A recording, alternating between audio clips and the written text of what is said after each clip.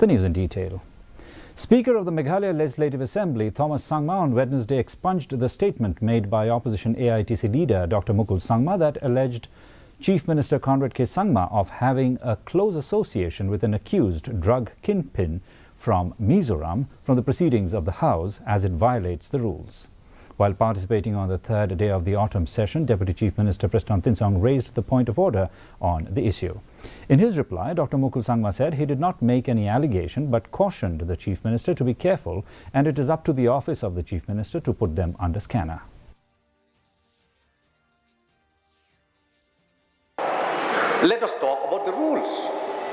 If it is not, how did you know that the person who was once upon a time associated with the Honorable Chief Minister just because of clicking a photo cannot be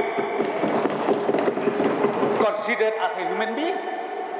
On the 23rd of April 2013, long time ago, and the person concerned happens to be associated with the Honorable Chief Minister of Meghalaya. That's why suggestion has been made. It's not an allegation. It's a submission urging the Chief Minister to be careful to dissociate himself from being associated with this kind of people.